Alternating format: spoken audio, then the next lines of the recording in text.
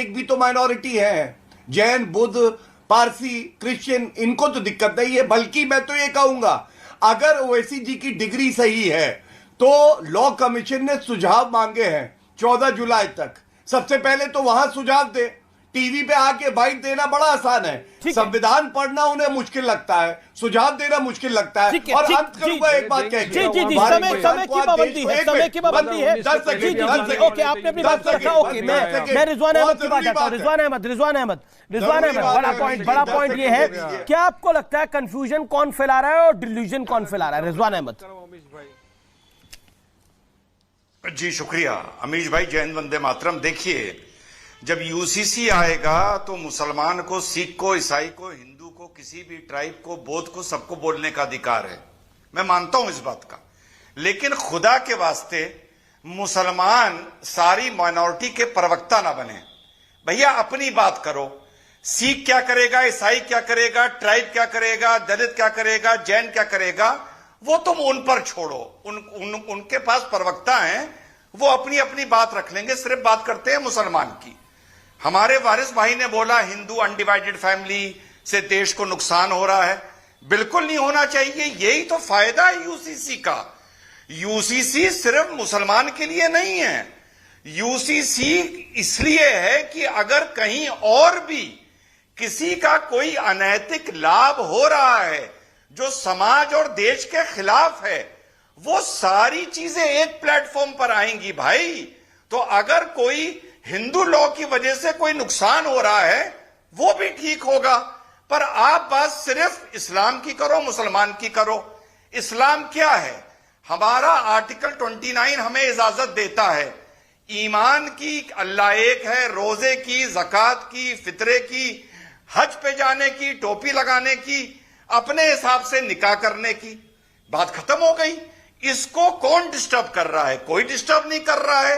हां, कुछ ऐसी चीजें होंगी जो सारी चीजें एक प्लेटफॉर्म पर आ जाएंगी। उससे इस्लाम कैसे खतरे में आ जाएगा? इस्लाम तभी खतरे में आएगा जब यूसीसी ये कहेगा कि वारिस पठान को, शादाब चौहान को, रिजवान अहमद को नमाज छोड़ के अब ब्रह्मा, विष्णु, महेश को सजदा करना होगा।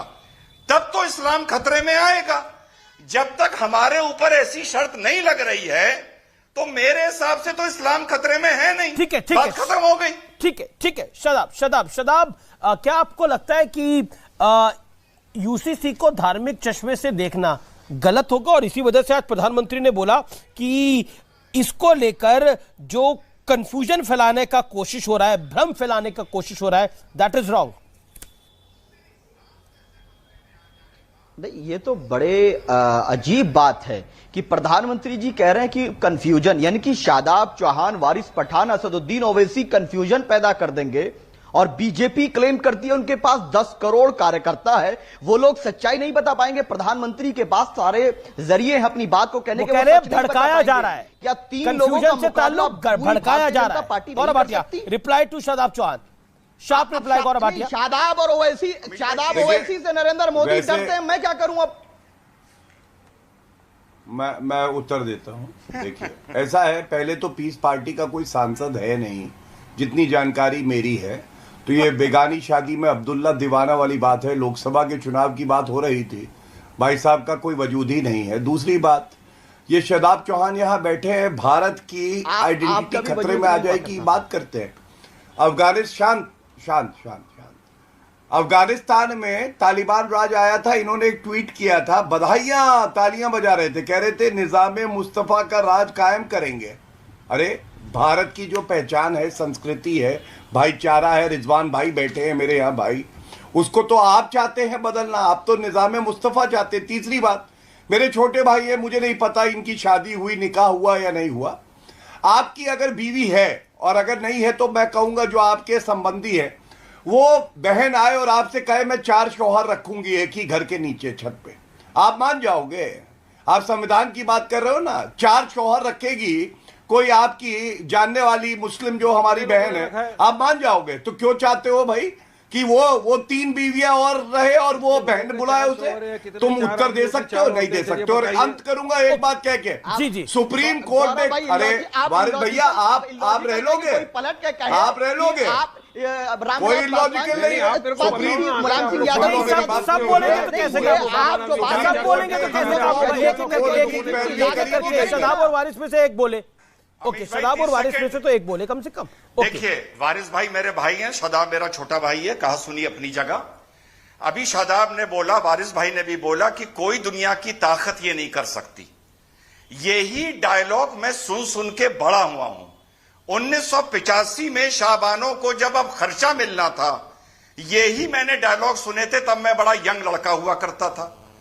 तलाक के बिद्दत की बात आई, सायरा बोनाव की, मैंने यही डायलॉग सुने। 370 पे मैंने यही डायलॉग सुने। राम मंदिर पर मैंने यही डायलॉग सुने। तो यूसीसी मैं मानता हूं कि पेचीदा बात है, लेकिन मेरे भाई शादाब, मेरे भाई वारिस पठान, इस देश में बहुत से ऐसे काम ऑलरेडी हो रखे हैं जिसके लिए मुसलमानों ने कहा था कि दुनिया की कोई ताकत ये काम नहीं कर सकती। तो इतनी बड़ी बड़ी बातें बोलकर किसी को गुस्सा दिलाना और बलगलाने से कोई फायदा नहीं होता है। जो भी यूसीसी आएगा, पहले फॉर्मेट सामने आने दो, जवाब ले लेते हैं, फिर बैठ कर देखेंगे कि इस्लाम खतरे में है या नहीं है। अरे सुनिए, वारिस पठान, मैं एक सवाल पूछता हूं, एक सवाल आपसे पूछ रहा हूं। यूसीसी में अगर सबको, अगर एक घर है, एक भारत है, तो 2 कानून क्यों चलेंगे? एक कानून होना चाहिए। वही तो मैं बोल रहा हूं। तो HUF हटा देंगे क्या मोदी जी? जो हिंदू डिवाइडेड फैमिली का वो है, गुजरात के अंदर तो एक कानून है कि जहां पर मुसलमान आदमी हिंदू के एरिया के अंदर घर नहीं खरीद सकता। वो कानून को हटा देंगे क्या? हाँ, कहीं पर स्टेट के अंदर गाय मम्मी है, कहीं पर गाय यम्मी है, उसका क्या करेंगे? हटा देंगे क्या? इसीलिए मैं बोलता हूँ ये नहीं कर सकते, और ये संविधान को खत्म करने की बात है। लेकिन ये संविधान, ये तो संविधान का ही हिस्सा होगा ना अमीश भाई। संविधान कैसे खत्म होगा? संविधान का तो हिस्सा होगा। देखिए, जो अमीश भाई, जो वारिस भाई बात बोल रहे हैं वो अपनी जगह सही है, और वो फॉर्मेट आने के बाद पता चलेगा। ऐसा नहीं हो सकता कि यूसीसी सिर्फ मुसलमान को टारगेट करेगा, ऐसा बिल्कुल नहीं हो पाएगा। यही मैं इनको समझा रहा हूं।